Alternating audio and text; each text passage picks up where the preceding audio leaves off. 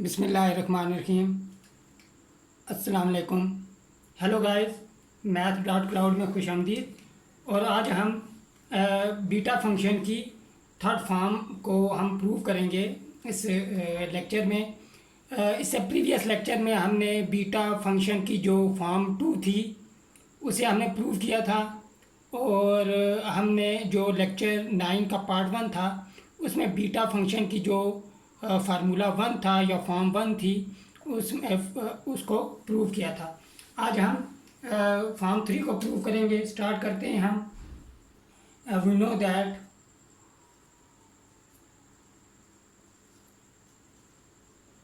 इस केस में भी हम फॉर्म 1 को यूज़ करेंगे। बीटा फंक्शन की जो फॉर्म 2 थी उसमें भी हमने फॉर्म 1 को यूज़ करके उसका प्रूफ किया था। और फॉर्म 3 को भी हम फॉर्म 1 की मदद से प्रूव करेंगे। तो यहीं से स्टार्ट करेंगे। B M N is equal to integral from 0 to infinity X raise to power n minus 1 plus X m plus n dx। अब यहाँ पे हमने सब्स्टिट्यूशन करनी होगी हमें, तो हम सब्स्टिट्यूशन करेंगे। Put x is equal to a/b t। ये सब्स्टिट्यूशन की हमने। अब हमारे पास dx हो जाएगा। dx is equal to a/b dt। ये हमारे पास dx की वैल्यू आ गई। अब हमने चेंज ऑफ लिमिट देखनी है। When x is equal to 0 then t is equal to 0। x 0 put करेंगे तो t भी 0 होगा। When x is equal to infinity then t is also infinity इस केस में। अब हम फर्दर ये करते हैं कि यहाँ पे 1 प्लस एक्स मौजूद है, इसको हम अलग से सिंप्लीफाई कर लेंगे। तो हमारे पास 1 प्लस एक्स इक्वल होगा 1 प्लस a/b t। एलसीएम लेंगे हम। b हमारे पास एलसीएम आ जाएगा इस केस में। तो न्यूमरेटर में b प्लस a t आ जाएगा। ये हमारे पास 1 प्लस एक्स की वैल्यू आ गई, जिसे हम ए टी प्लस बी भी लिख सकते हैं डिवाइडेड बाय बी। अब ये जो वैल्यूज़ हैं ये हम इक्वेशन 1 में पुट करेंगे। इसे हम इक्वेशन 1 कह देते हैं। इसमें हम पुट करेंगे B M N is equal to integral from 0 to infinity. x की जगह हम पुट करेंगे a/b t whole power n minus 1 divided by 1 plus X की वैल्यू आई हमारे पास a t plus b divided by b whole power m plus n dx। Sorry, dx की value हमारे पास a/b dt। अब हमने इसे सिंप्लीफाई करना है। तो a/b हमारे पास ये इंटीग्रल से बाहर आ जाएगा। Integral from 0 to infinity.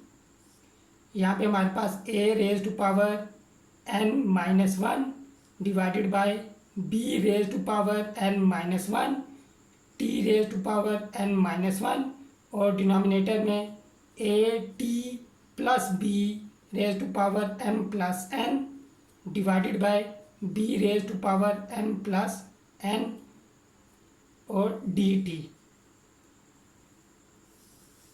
अब हमारे पास हमने ये a और b को सिंप्लीफाई करना होगा। b डिनोमिनेटर में आएगा और बाहर आके जब इससे मल्टीप्लाई होगा तो ये हमारे पास b raise to power n हो जाएगा। और इसी तरह a raise to power n minus 1 है, बाहर आके से मल्टीप्लाई होगा तो a raise to power n हो जाना है। और b raise to power m plus n ये डिनोमिनेटर में जब ये ऊपर आएगी तो ये b m प्लस n क्योंकि हम जानते हैं कि अगर इस तरह लिखा हो a divided by a over b, तो हम इसे ऐसे लिख सकते हैं 1 divided by a over b। जब ये डिवीजन का साइन मल्टीप्लिकेशन में चेंज होगा तो यहाँ रेसिप्रोकल आ जाता है, तो इस केस में ये b ओवर a। तो यही रूल यहाँ हमने यूज़ किया है, तो ये ऊपर शिफ्ट हो जाएगा। Integral from 0 to infinity t raise to power n-1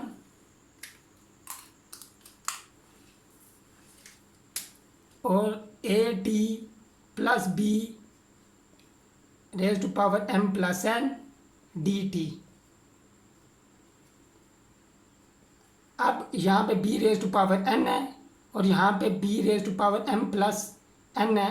b raise to power n जब न्यूमरेटर में जाएगा तो इसकी पावर माइनस हो जाएगी, और जब ये दोनों ऐड होंगे सेम बेसिस के साथ, पावर जब ऐड होंगी तो n और माइनस n कैंसिल आउट हो जाएंगे।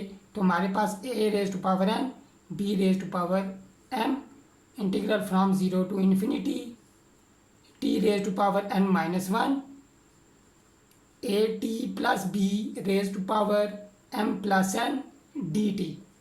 अब इसे हम लेफ्ट हैंड साइड पे शिफ्ट करेंगे जब, तो ये हमारे पास हो जाएगा b m n divided by a raise to power n b raise to power m is equal to integral from 0 to infinity t raise to power n-1 a t plus b raise to power m plus n dt।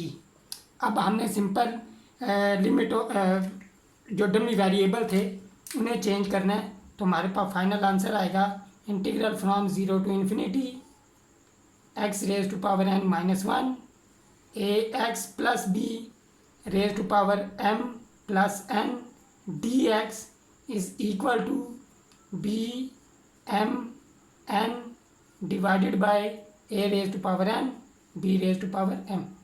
ये इस तरह हमारे पास जो form 3 थी beta function की वो prove हुई।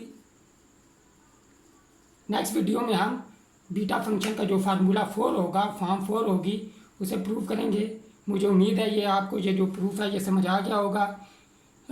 आप मेरे चैनल मैथ डाउट क्लाउड को सब्सक्राइब करें, इस वीडियो को शेयर करें, अगर आपको ये पसंद आई है तो लाइक करें।